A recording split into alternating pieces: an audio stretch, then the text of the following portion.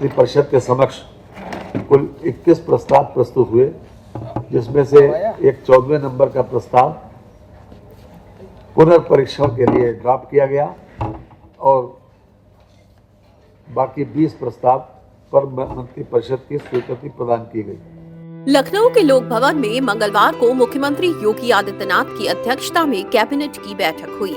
बैठक में कई महत्वपूर्ण विषयों, नीतिगत प्रस्तावों और शासन की प्राथमिकताओं पर व्यापक विचार विमर्श कर निर्णय लिए गए। कैबिनेट बैठक के दौरान 21 प्रस्ताव पेश किए गए, जिसमें से 20 प्रस्तावों पर मंत्रिपरिषद की मोहर लगी। बैठक के बाद कैबिनेट मंत्री सुरेश खन्ना ने इसकी जानकारी दी। बैठक में योगी कैबिनेट ने कौन-कौन से बड़े फैसले लिए, आइए जानते हैं। सीएम योगी की अध्यक्षता में कैबिनेट बैठक में 20 प्रस्तावों पर मोहर लगी है। कैबिनेट ने अयोध्या में विश्व स्तरीय मंदिर संग्रहालय बनाने को हरी झंडी दी है। जमीन बढ़ाकर 52.102 एकड़ की गई। कानपुर में नजूल भूमि पर मल्टी स्पेशियलिटी हॉस्पिटल बनाने के लिए 45,000 वर्ग मीटर जमीन कानपुर विकास प्राधिकरण को हस्तांतरित की गई।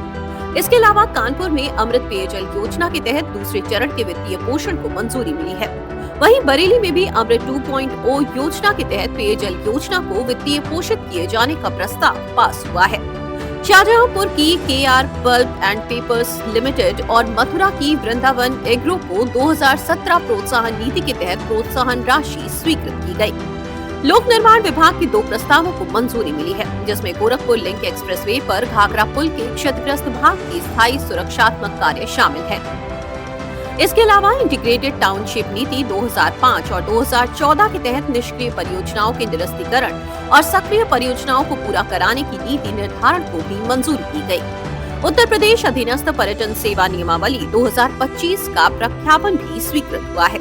बागपत के हरियाखेड़ा गांव में 70.7 एकड़ जमीन पर अंतर्राष्ट्रीय योग केंद्र और आरोग्य केंद्र बनाया जाएगा। वाराणसी के सिगरा स्टेडियम को हाईटेक बनाने और प्रत्येक मंडल मुख्यालय पर दिव्यांगजन पुनर्वास केंद्र बनाने जैसे बड़े एजेंडे को भी मंजूरी मिली है।